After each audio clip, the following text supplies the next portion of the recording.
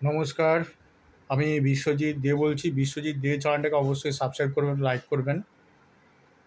তো আজকে যে ভিডিওটা বানাচ্ছি সেটা হচ্ছে যে ইন্ডিয়ার উচিত যে ইন্ডিয়ার যে মানে ইন্ডিয়ার বিরুদ্ধে যারা কাজ করছে, ঠিক আছে, তাদেরকে পুরো নিঃস্ব করা। যেরকম উলফা জঙ্গি, তারপর আল কায়দা, মানে তেহরিক বলে দিচ্ছি, লস্করে তৈবা, ঠিক আছে, তারপরে জামাত, বাংলাদেশি জামাতের বিরুদ্ধেও ভারতের একটা স্টেপ নেওয়া দরকার, ঠিক আছে। আর আর উলফা, ঠিক আছে, উলফা যে জঙ্গি সংগঠন, ঠিক আছে, যারা আসামকে ভারত থেকে আলাদা করবে, ঠিক আছে।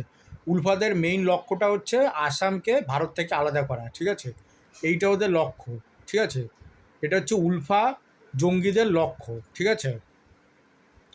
তো রিকোয়েস্ট করে ভারত সরকার ঠিকই করেছে যে উলফা জঙ্গিদের দমন করেছে, ঠিক আছে।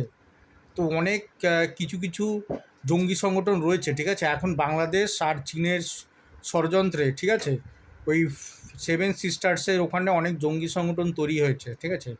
তারা ভারতের বিরুদ্ধে কাজ করে।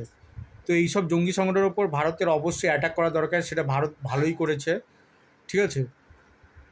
আর আমার আমার বক্তব্য হচ্ছে যে যে ইস্ট ইস্ট জোনের উপর মানে ভারত সরকারের একটা বিশেষ ধ্যান দেওয়া দরকার, কারণ ইস্টে বা অনেক পোর্ট তৈরি করা দরকার, ঠিক আছে। যেরকম মুম্বাই আছে, মুম্বাই, ঠিক আছে, মুম্বাই, তারপরে কোচি, এগুলোতে যেরকম আছে, ঠিক আছে, গুজরাটে যেরকম আছে, সেরকম টাইপের মানে পশ্চিমবঙ্গের তাজপুরেও করা দরকার, ঠিক আছে। যদি পশ্চিমবঙ্গের তাজপুরে যদি এরকম না করতে পারে, ঠিক আছে, তাহলে কিন্তু পশ্চিমবঙ্গের ডেভেলপ কোনো দিনই হবে না। পশ্চিমবঙ্গের তাজপুর একটা খুব ভালো জায়গা, জানি না কেন এখনও পর্যন্ত ডেভেলপ করেনি, এত বছর হয়ে গেছে।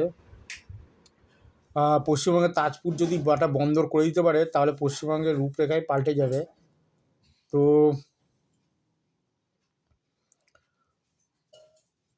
তো এটা তো আমি আর মানে আমি যেটা বলতে চাইছি, নিউ টাউন এরিয়াটা পুরোটাই আইটি হাব করে দিতে পারে, ঠিক আছে।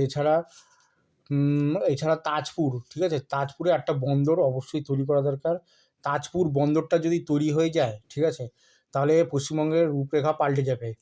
তো বিশ্বজিৎ দে চ্যানেলটাকে অবশ্যই সাবস্ক্রাইব করবেন এবং লাইক করবেন। ধন্যবাদ।